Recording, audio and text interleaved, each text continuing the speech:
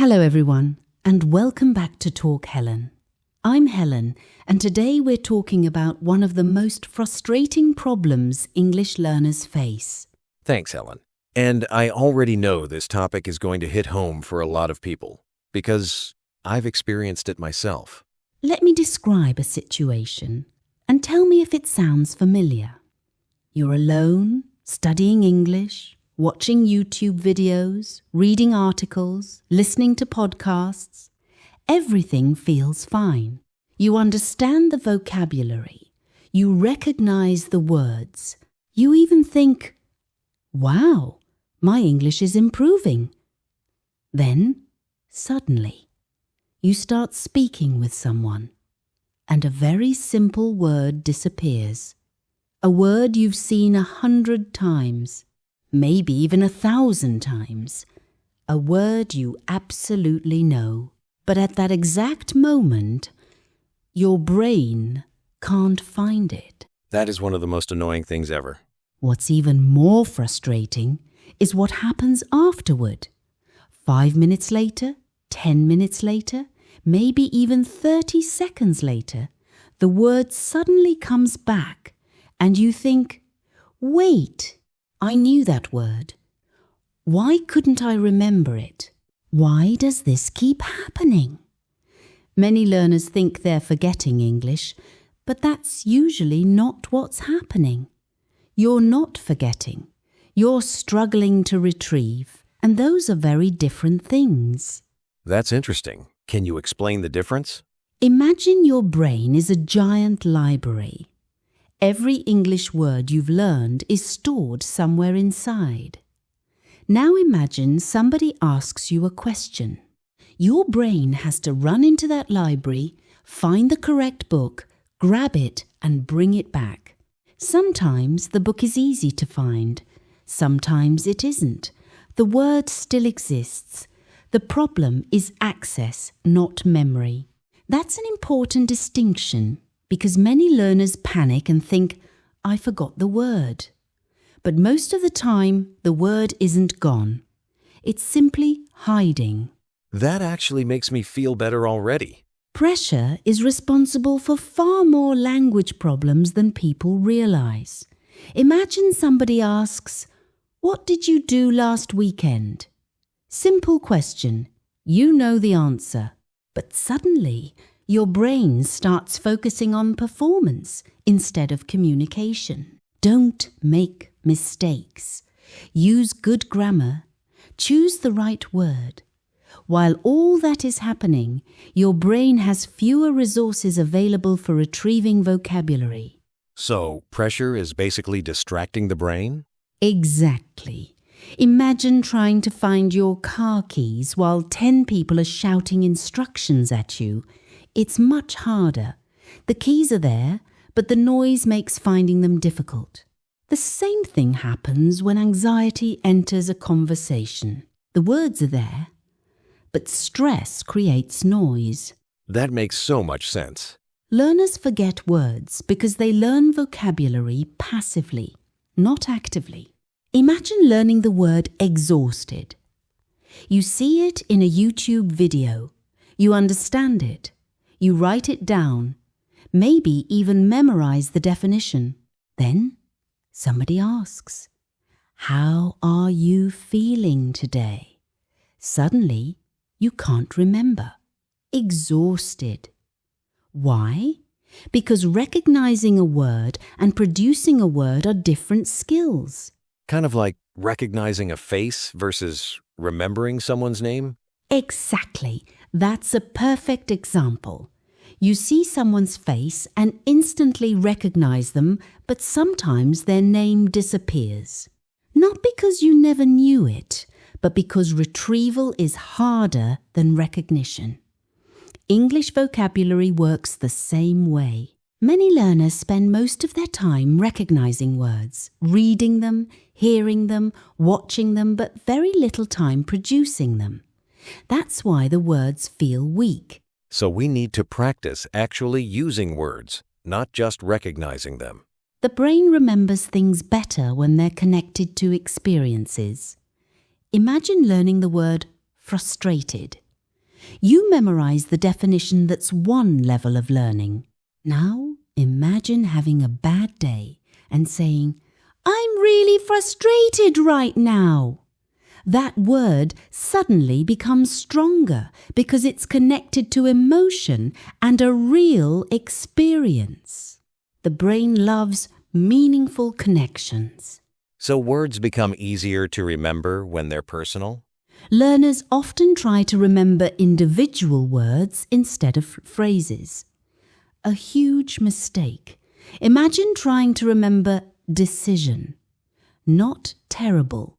But now imagine learning make a decision. That's easier. Because your brain prefers patterns, chunks, native speakers store language in groups, in combinations, in ready-made pieces. For example, take a break, get married, make a mistake, catch a flight, run out of time. That explains why some phrases come out automatically. Translation is another thing that causes vocabulary problems. Many learners use this process: native language, translation, English, speaking. And that system works until the conversation speeds up. Then the brain becomes overloaded and struggles to retrieve vocabulary. That's why learners often know a word but can't access it fast enough during conversation. I've definitely had that happen. Most learners have. Because stress affects memory, not just language memory, all memory. The next time you forget a word, don't panic. Panic makes retrieval harder. Instead, do what native speakers do. Describe the word. Imagine you forget umbrella. You could say, "The thing you use when it rains." Conversation saved. Imagine you forget refrigerator. You could say, "The place where you keep food cold." Communication continues. Even native speakers forget words sometimes. They work around the problem. That's a skill every learner should develop. Communication matters more than perfect vocabulary. We've talked about why words disappear. Pressure, retrieval, active versus passive vocabulary. Now let's answer the most important question. How do you actually stop forgetting English words while speaking? Exactly. I think that's what everyone listening wants to know. The first solution is surprisingly simple. Use fewer words, not more. Many learners make conversations harder than they need to be. Imagine somebody asks, "What was the movie like?" Instead of saying, "It was interesting," their brain starts searching for captivating, extraordinary, thought-provoking, phenomenal. Suddenly, everything freezes. Now imagine simply saying, "It was really good." Conversation continues. No stress, no panic, no memory problem. Fluent speakers don't always search for the perfect word, they use available words. Wait, really? That sounds backwards. Stop learning words. Start learning stories. Imagine learning the word journey. You memorize journey equals trip. That's one method. Now imagine learning the word inside a story. Last summer, I went on an incredible journey across Europe. Suddenly, the word has context, a picture, an experience, a memory. Memories are easier to retrieve than isolated information. The brain loves stories, and stories create connections. What do you mean? Most learners review vocabulary by looking at words. Instead, start practicing retrieval. For example, don't look at the word, look at the meaning. Then, force your brain to find the word. Imagine you see a person who teaches students. Now your brain must retrieve teacher. That retrieval process strengthens memory.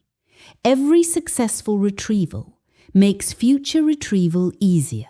So remembering is actually part of the training process?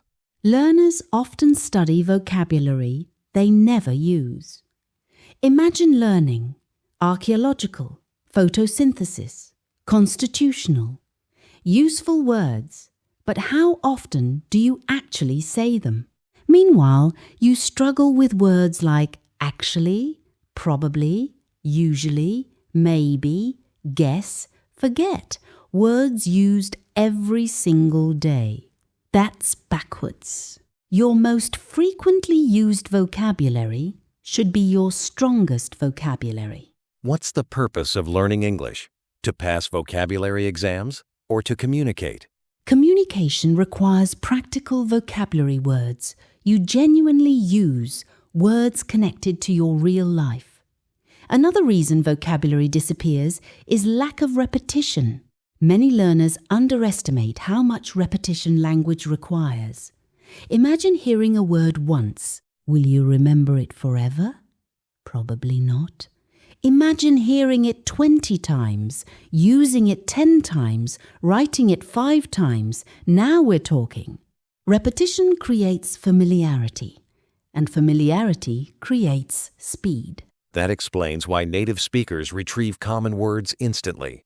Here's a technique I recommend to almost every learner: the daily vocabulary circle.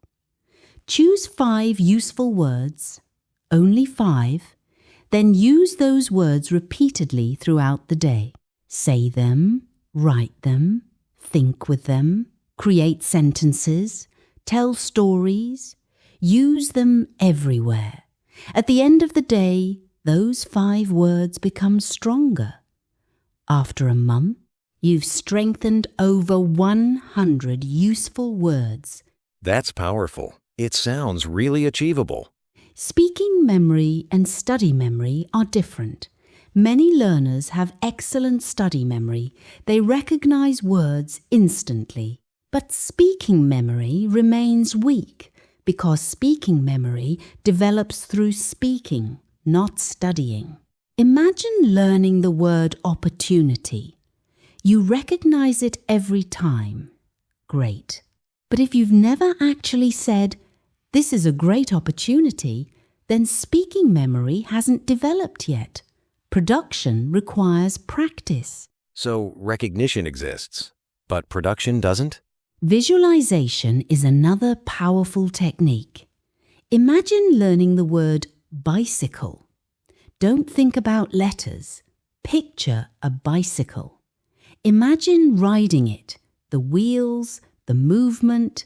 The brain remembers images better than definitions. That's one reason children learn language so quickly. They learn through experiences and images, not vocabulary lists. That's fascinating. So connecting words to images helps. Many learners think forgetting words means they're failing, but neuroscience tells us something different. Forgetting is actually part of learning.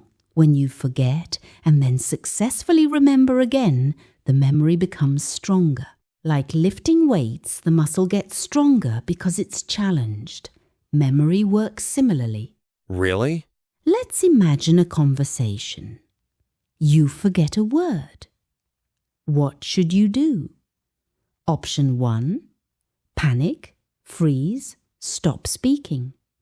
Option 2, use another word. Describe it. Continue communicating. Which option improves fluency? Obviously, the second one. Fluency isn't the absence of problems, it's the ability to keep going despite problems. That's a huge mindset shift. Here's another exercise everyone can start today. The 1-minute vocabulary challenge. Choose a random word. For example, coffee. Now, speak about coffee for 1 minute, when you drink it, why you drink it, where you buy it, your favorite type. Just keep talking. This exercise forces vocabulary retrieval under light pressure, which is exactly what real conversations require. That sounds like practical training for real life. Confidence and memory are connected. The more nervous you become, the harder retrieval becomes. The harder retrieval becomes, the more nervous you become. It's a cycle, but the cycle works both ways. The more successful retrieval experiences you have, the more confidence grows. Every successful conversation strengthens belief, and belief affects performance. So mindset shapes behavior, and behavior shapes results. You do not need perfect vocabulary recall to be fluent. Fluent speakers forget words. Native speakers forget words. Everybody forgets words.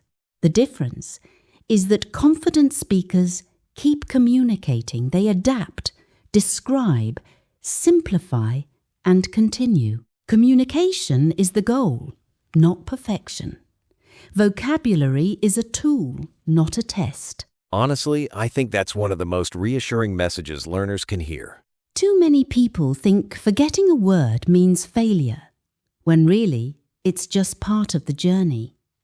The more you practice retrieval, the more words become automatic. The more automatic they become, the less often they disappear. Eventually, you stop worrying about vocabulary because you trust yourself and your ability to communicate. That trust changes everything. And that brings us perfectly into our next topic. Because once you stop worrying about forgetting words, the next challenge becomes learning how to speak more smoothly, more naturally, and more confidently in real conversations. Many learners believe fluent speakers never forget words, but that's completely false. Native speakers forget words constantly. They say things like, "What's that word? You know what I mean." The thing that, "It's on the tip of my tongue." Forgetting words is human, not a language learning problem. The goal isn't perfect memory. The goal is effective communication. Once learners understand that, a lot of speaking anxiety disappears. That's a relief to hear. The next time you learn a new word, don't just read it. Use it. Create 3 sentences, say it out loud, use it in a conversation, connect it to your life. That's how vocabulary becomes active, and active vocabulary is much harder to forget. So turning vocabulary into real-life usage makes it stick. The good news is that there are specific training methods that can dramatically improve vocabulary recall during conversations. Methods that help your brain retrieve words faster, make vocabulary more automatic, and reduce those frustrating moments where a word suddenly disappears. And that's exactly what we're going to explore next. I'm looking forward to learning these techniques.